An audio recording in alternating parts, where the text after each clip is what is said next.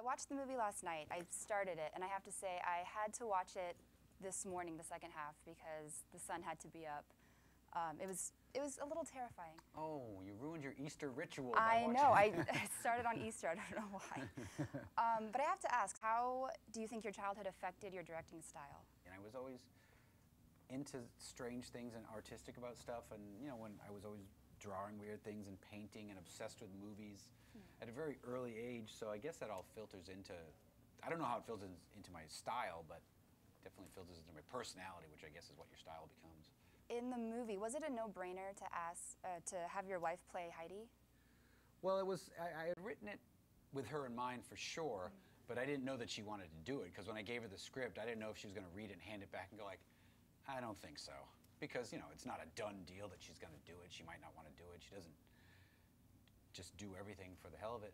But she was into it, In the movie, she gets her palm read. I was just wondering if you've ever gotten a palm reading, and if so, kind of what the outcome of that was. I never got a palm reading officially, but one time, right after I made my first movie, Karen Black was in that movie. She was over at my house, and she said, "Oh, I could read palms." And she looked at my palm, one of them, and saw like that this fold crosses that fold, and she like screamed like, "Oh!" I'm like, "What?"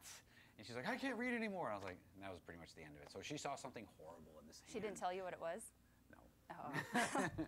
So I don't know if it's happened yet. What draws you to horror, and especially in the Lords of Salem, kind of the satanic, overtones? Well, I was trying to think of something that seemed to bother people, because I mean, a horror movie seems like you got to push people's buttons to get a reaction, because it can't just be about loud noises making people jump and things popping up. I mean, you kind of want to, I do anyway, I mean, everything's for different reasons, but I kind of want to find things that maybe will bother them more. So I always think like, well, you get into the satanic Christian thing, and that sort of gets under people's skin, so that's a good place to start. Well, what kind of got under my skin was the music. It was so creepy, and I kind of still have it in my head right now. How did you come up with that sound?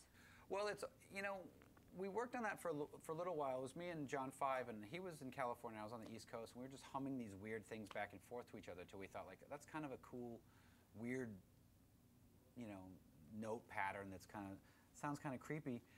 And then he went in with a bunch of musicians, and they recorded it live. They had these old violins and different things. So the cool thing is it sounds exactly like that if they played it in the room. That's crazy. So did you record kind of your, like, trial and error humming? No, we were just on the phone. He'd go, what about, how about, what about that, And we were like, that's it.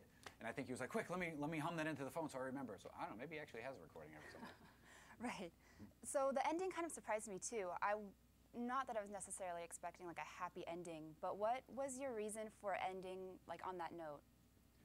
I wanted everybody to leave the theater feeling bad, because I feel like, and I don't mean that in a sarcastic way, but I think the movies, the reason is the movies that have really affected me as a kid that I remember watching always seem to end that way.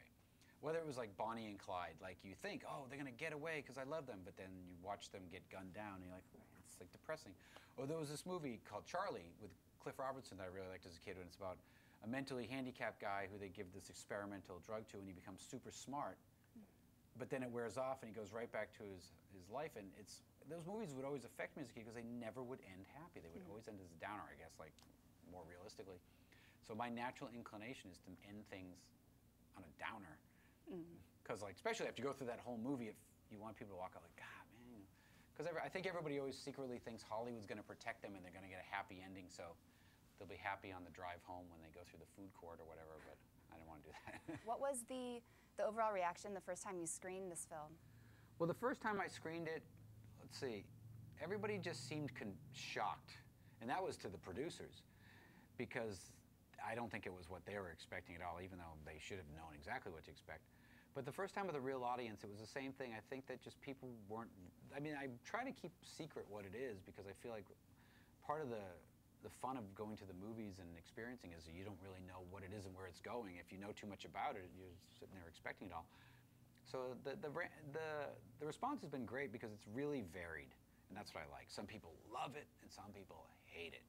But nobody seems in the middle. So that's good. Yeah, I think that's a sign of a good film, definitely. It's a sign of, it's just a sign of good something, because you never know. Because sometimes, someone saying something's okay is the worst response you can get, I think.